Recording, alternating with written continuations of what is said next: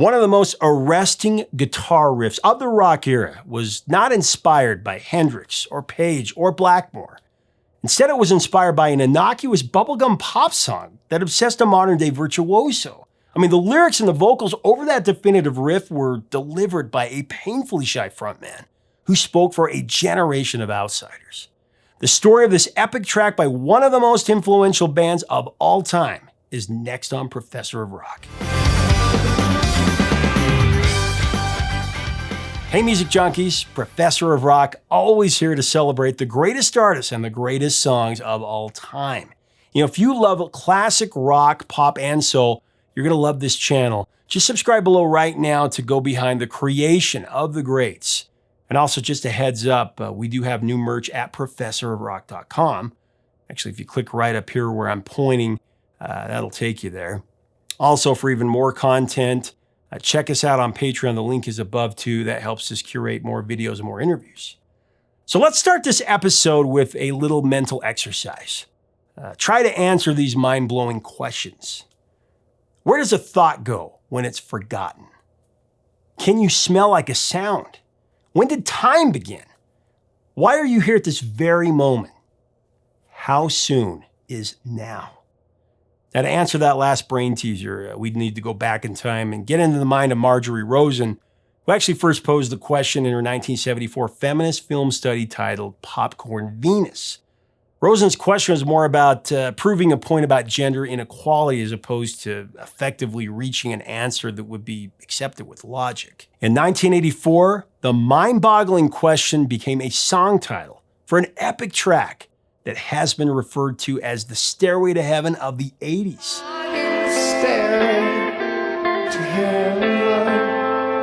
How Soon Is Now by the Smiths.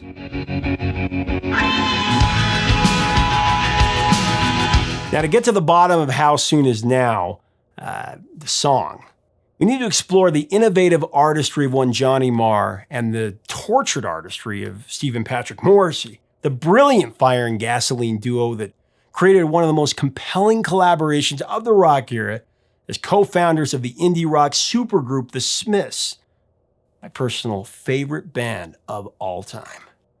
Now, the duo pushed each other to extraordinary heights to create a true classic. The sun and the air. That really transcends new wave, post-punk, or alternative rock classification. How Soon Is Now began with symbiotic experimentation of various guitar riffs that earned his obsession since his adolescence. Johnny Marr wrote the music for How Soon Is Now during a 4-day period at Earl's Court in London in 1984. As Johnny Marr tells it, over a few days he was writing new material. He was writing along the lines of trying to fit 3 songs on a 12-incher. The first song that he wrote was fast and short, one of the shortest songs that the Smiths would ever record. The second song that he approached was more of a B-side. You know, it was more melancholy. Guess he'd been missing his family, and so he tapped into that feeling through his instrument, and it ended up being kind of short and waltzy, he says. He felt that next that he should write something longer, some kind of a groove. So he rolled a joint, he plugged in his Epiphone Casino, and he started playing a rhythm. Now, Marr had been a longtime fan of a band called the Gun Club.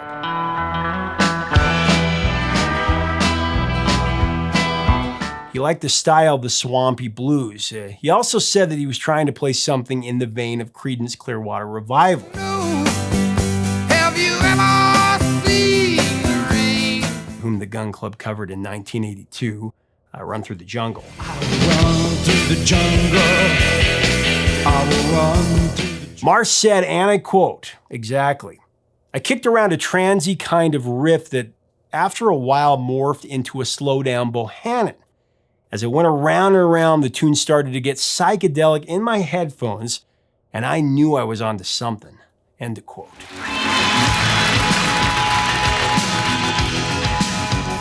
Now, the first phase of How Soon Is Now was an exploration of building a song around a single chord. Johnny Marr chose F sharp as the dominant chord.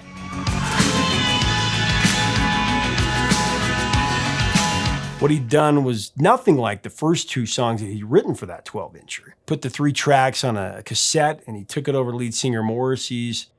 Now, he wrote the words Fast, Irish Waltz, and Swampy on that cassette. Mazur worked on the lyrics for the songs, and they turned into William It Was Really Nothing,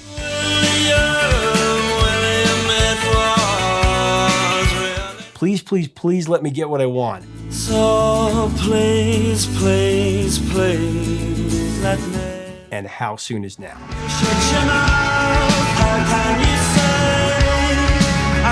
Now let's stop right there and just think about this for a second.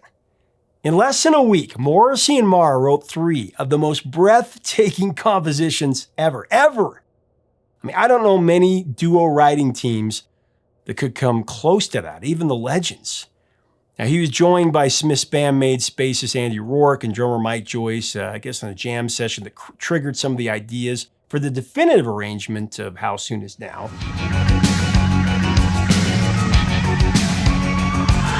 So How Soon Is Now, the demo, was called Swamp because he was searching for a guitar sound that was simultaneously intense and swampy.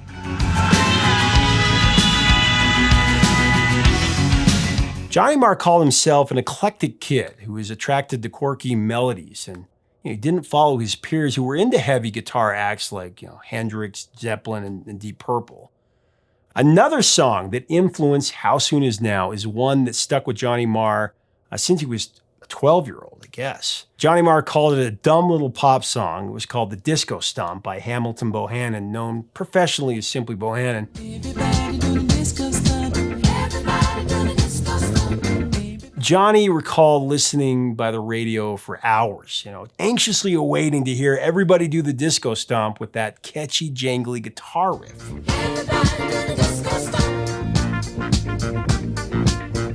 Bohannon was at one time employed by Motown Records as the arrangement of Bohannon and the Motown sound provided musical tour support for the top acts on Motown: Stevie Wonder, Marvin Gaye, the Four Tops, the Temps, and Diana Ross and the Supremes.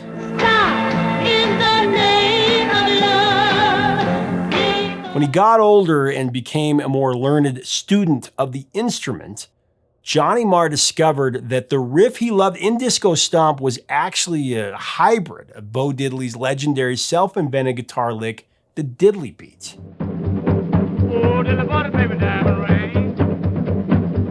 There's no question that Johnny Marr's riff on How Soon Is Now was influenced by the great Bo Diddley.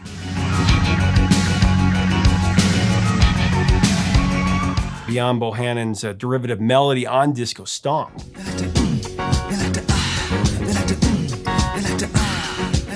you can hear the similarities on Diddley's song Mona.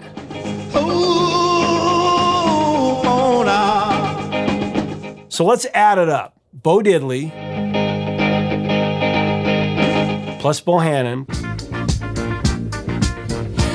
plus the Gun Club by way of CCR.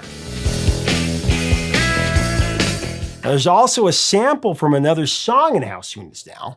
The high-pitched harmonic riff Marr drops in sometimes, heard at around 3 minutes and 11 seconds.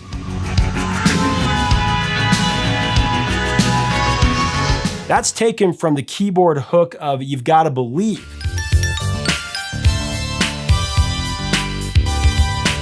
(1982) single by rap pioneer Lovebug Starski, one of a few people who claim to have coined the term hip-hop.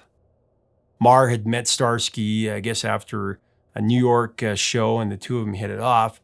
Now, everyone in the studio liked the music of the Swamp demo, including producer John Porter. Morrissey put some rough vocals on top of the demo, and it seemed ready to move to the next phase of recording. Listening to the demo late one night, Johnny Marr felt the track was missing something. Johnny had always wanted to put a tremolo effect into a guitar line to create a distinctive ambiance that would stand out.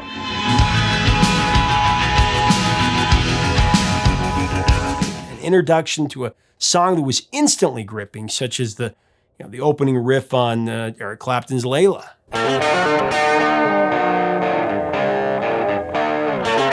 This was Johnny's chance to create an arrangement with a tremolo effect that he had imagined would be very exciting. So I guess the next day, He worked with John Porter on the painstaking but fulfilling process of creating that hypnotic soundtrack for How Soon Is Now. The swirling tremolo sensation that introduces How Soon Is Now, that was produced by 4 Fender twin reverbs. Johnny Marr put down a simple rhythm with a capo on the 2nd fret on a Les Paul, and then he bounced the sound to a live room to the 4 Fender twins. Johnny Marr controlling the pacing of 2 of them. John Porter was manning the other 2. Couple things about this. As they started to record, the band took out the light bulbs and they replaced them with red ones, to mellow the mood. They also smoked some reefer. So 2 amps were recorded on one side of the stereo and the other 2 on the other side. The section of the song with no tremolo was recorded on tape separately, and Johnny Marr sent that part out to the 4 amps that Porter managed. The process to get all of the tracks in sync with the tremolo was challenging, for sure. That took a lot of time and patience. Layering the slide part of the guitar structure was what gave the prominent riff that compelling tension that Johnny Marr eagerly strove for. The tremolo doesn't follow a regular time programming sequence and has to be manipulated by human hands, so it was essential for Johnny Marr and John Porter to have eye contact and to work in harmony to keep all the parts in sync.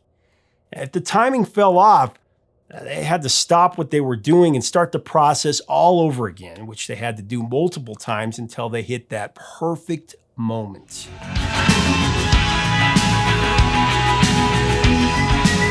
They could have resulted to the old cut and paste routine, but the track would have lost its spellbinding dynamic luster over the 6-minute and 30-second length of the song.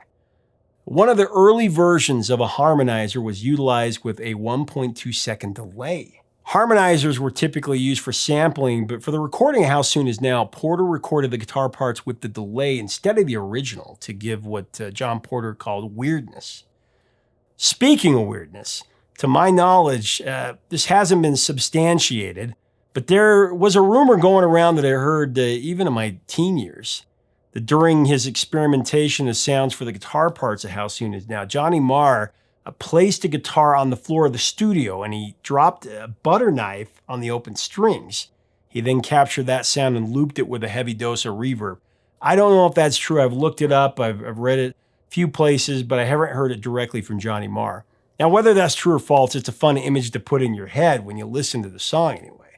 Now, during the live Smiths concerts from 85 through their breakup in 88, the band struggled to recreate the stirring sound of How Soon Is Now. Marr himself could not replicate the guitar effect on stage, and it really frustrated the band. Andy Rourke called How Soon Is Now the bane of our live concerts. Now, during his solo concerts, Johnny Marr has been able to work it out with his second guitarist to get a live version of How Soon Is Now to sound pretty close to the studio recording.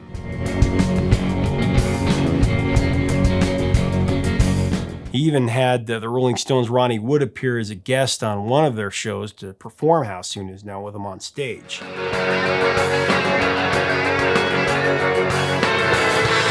Johnny's attitude is, if you can hear the sound in your head, then it can be played.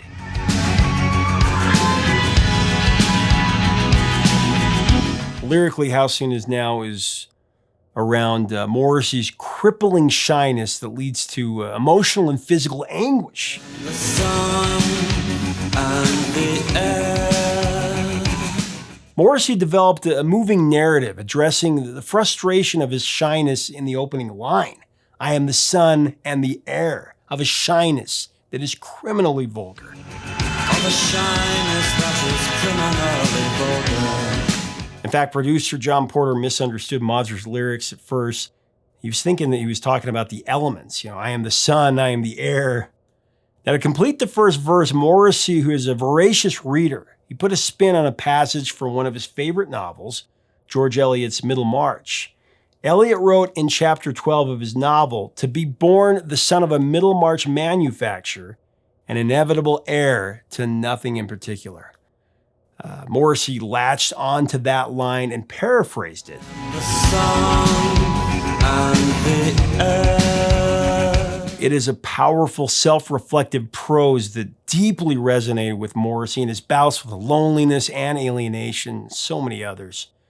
Morrissey's lyrics evolve to true life, and the words become more tragic as the song plays on. You could meet somebody who really loves you. You could meet someone who really loves you. So you go and you stand on your own, and you leave on your own, and you go home and you cry and you want to die. And you go home and you cry and you want to die. The emotions expressed in How Soon Is Now are universally relevant. I mean, that's why How Soon Is Now turned into an anthem for the shunned, the alienated, and the socially awkward. Long before cyberbullying and shaming on social media, Stephen Patrick Morrissey spoke for all generations with a plea for compassion and acceptance in his chorus. I am human and I need to be loved just like everybody else does.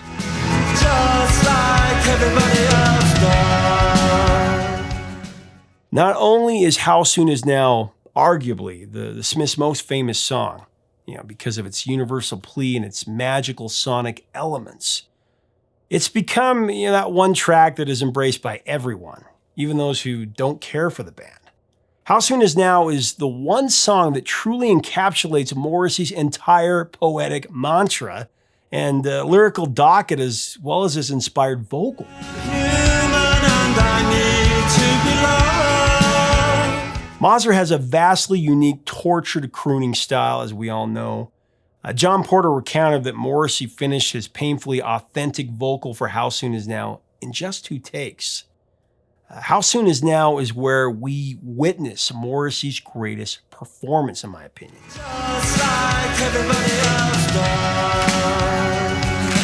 Mazur's hopelessly emotional plea is a glittering tower of magnificence that rips your heart out, while at the same time comforting your soul. I am human and I need to be loved. Returning to the lyrics, to the riddle at hand, How Soon Is Now?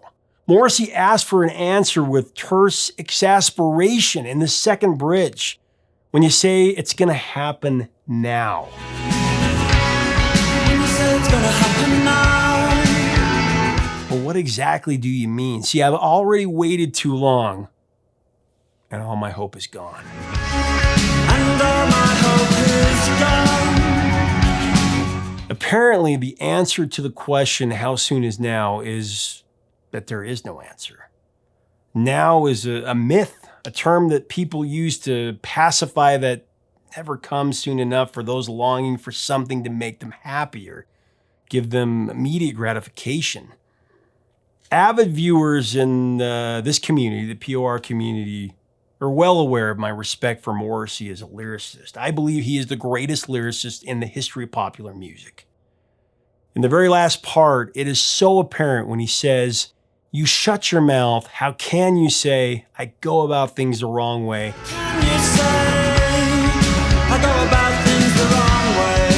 And then we hear one of the finest moments of his duality of lyric and voice when he emphatically sings for the last time on the song. He flat out sings, "I am human and I need to be loved." And then he ends with a muffle, just like everybody else does. Just like everybody else does. In that last lyric, he doesn't just need to be loved. Morrissey demands it. It was so empowering for all of us outcasts to hear that, the way he sings that. I'm human and I need to be loved. How Soon Is Now was the very first Smiths song that I ever heard. To say it was a song that saved my life, that would be an understatement. I mean, as a newly anointed teenager, armed with awkwardness, confusion, loneliness, and painful despair, the music on the radio at that time started to make less sense to me. It said nothing to me about my life as the 80s ended and, the 90s began. I'm too sexy for my shirt. When I heard this song, as I was truly discovering bands like Depeche Mode, All ever wanted, all ever needed is here. New Order, I used to think that the day would never come. I'd see the Cure, down And of course, the Smiths. When I heard How Soon Is Now, though, a gigantic light bulb illuminated inside my head. And for the very first time in my young life at that moment, I felt someone truly understood exactly what I was feeling, what I was thinking, what I was experiencing all the way to my core, deep in my heart. The lysergic, psychedelic tremolo pulse of Johnny Marr's haunting ambiance, along with Morrissey's affecting lyrics and the magnetism of his poignant vocals, created a state of rapture that lifted me up off the ground. And it just gave me the strength to ignore, the suicidal thoughts, giving me the antidote to survive through the hellish years of high school and beyond. I know I'm not alone in that feeling. The sun and the earth. The Smiths really saved a lot of lives. I really believe that. It's what every teenager needs to get through this thing called life, to be understood. To be understood. It's such a powerful feeling. The Smiths truly understood. How Soon Is Now is the enduring opus of the brief but profoundly impactful 5-year run of the Smiths, which I would put up against any band. Although it is largely considered the band's greatest, the song's peak chart position didn't match its everlasting reverence. One factor is, its epic length. The LP version, 6 minutes, 46 seconds, and the shamelessly neutered edit is over 4 minutes.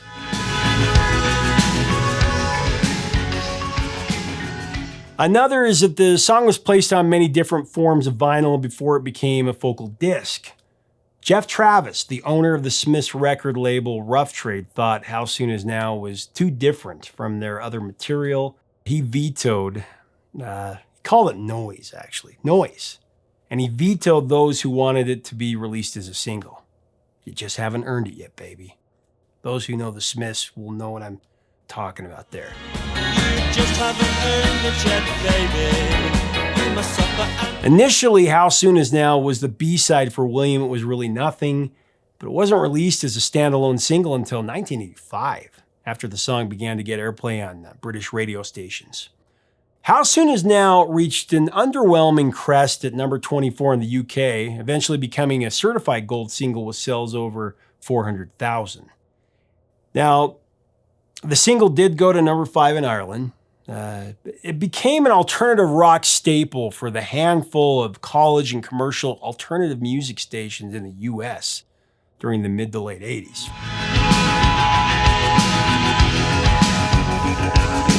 For example, at WFNX, an alt-rock station in Boston, the song was ranked the number 1 song of the decade in the 80s. How Soon Is Now? Been a lot of covers. Several bands, including the Psychedelic Furs, their spin-off, Love Spit Love. you shut your mouth. How can you say? And there was also Snake River Conspiracy, I go about things the wrong way. as well as the Russian duo Tattoo.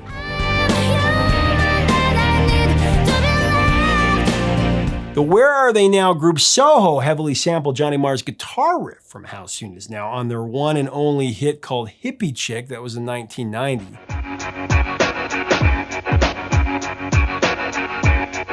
With Marr and Morrissey receiving 25% of the song's royalties.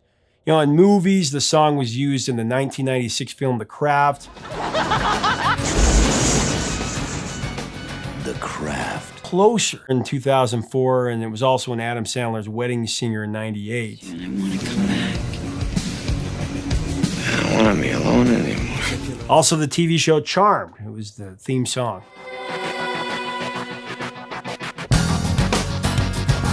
How Soon Is Now deserved to be number 1 everywhere. That's my take. I mean, if there was any justice in the world, which as we know there isn't.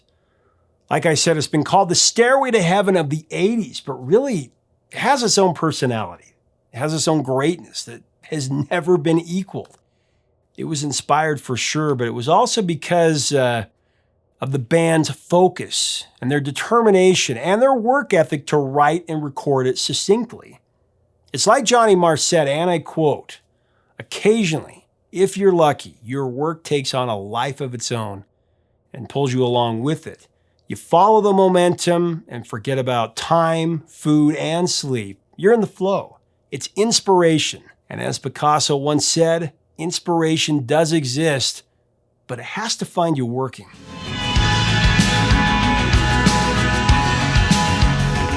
Leave us a comment about this beautiful, moving epic of the 1980s. What are your thoughts, your memories, and your experiences with this song and this life-changing band? If you don't know the band, go check it out. Tell us all in the comments below. If you like our content, we do invite you to become a subscriber, a full-time subscriber below. Make sure to check out our merch and our Patreon. That helps us keep the music alive. Until next time, truly, 3 chords and the truth.